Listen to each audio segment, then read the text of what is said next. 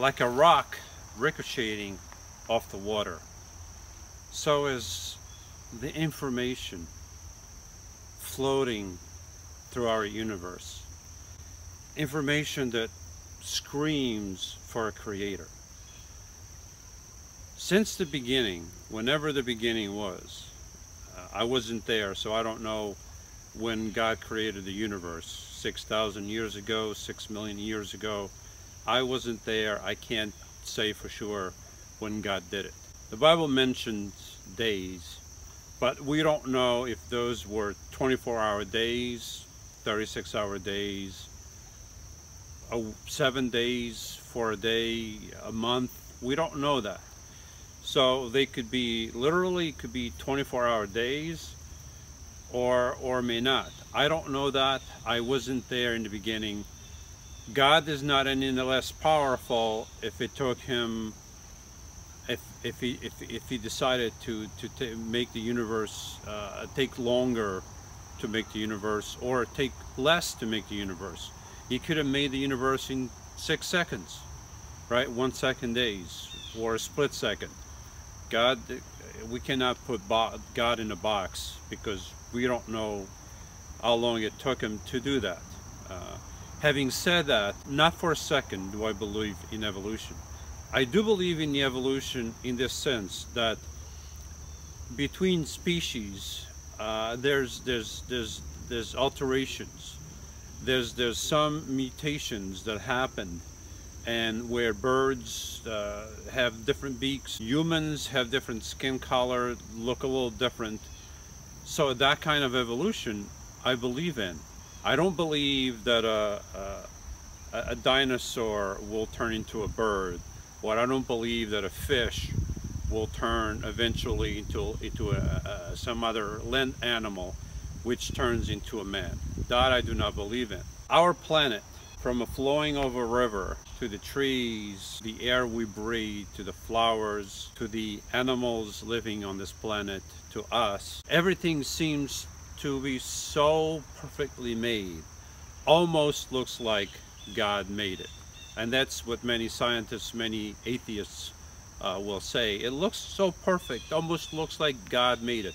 But of course we know God doesn't exist, so all this happened purely by chance.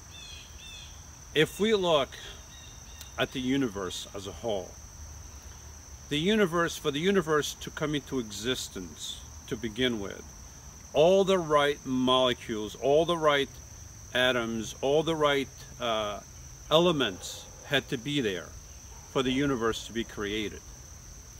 If some of those elements were not there, the universe could not be created and supposedly expand the way it's expanding. Life could not exist if not only the right elements were there for the whole universe, but life also could not exist if our planet was situated anywhere else in a solar system, in our galaxy, I should say.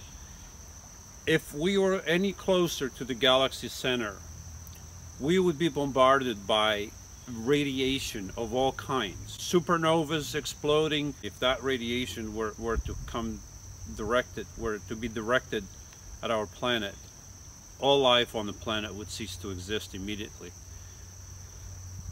So the fact that we are located on one of these arms of the Milky Way, and towards the outer edge of that arm, in an area of the Milky Way, in an area of this arm that's relatively free of bombardment from radiation. And then when we come down to our solar system, where we are located in the solar system, that we are not too close to the sun and we are not too far away from the sun. We are in the right position. It's called the Goldilocks theory, where we are perfectly situated, where we are not freezing all the time and we are not too hot.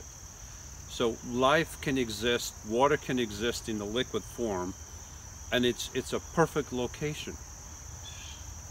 The fact that we have that we have a planet like Jupiter that's so massive, and where Jupiter is located to absorb meteor impacts and other foreign bodies that may come into our neighborhood.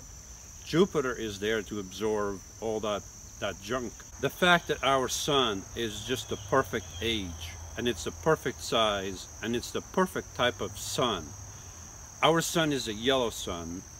It's relatively young. It's not too young and not too old. It's the perfect age.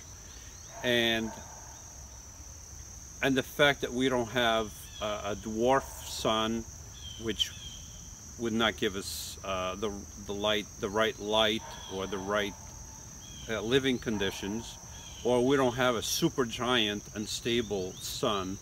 We have a perfect sun for our planet. Our atmosphere is perfect for life to exist. The combination of chemicals that compose our atmosphere are the perfect balance of chemicals for us to exist. If those chemicals were changed by a small, slight percentage, we could not live. We could not breathe this air.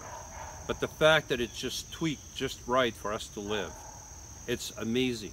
It's not a coincidence. The fact that we have a moon at the right distance, the right size, to create tides that give life to the earth.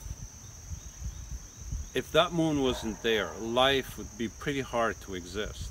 And I could go on and on and on, and the perfection of the universe, from the universe as a whole, coming down to our planet, coming down to our molecules that make up our body, to the DNA code. Everything screams for a creator. If you don't believe, it's because you don't want to believe, because the evidence is out there. It screams for a creator. The choices that we make, that you make, are yours. For as the heavens are higher than the earth, so are my ways higher than your ways, and my thoughts than your thoughts. Isaiah 55:9.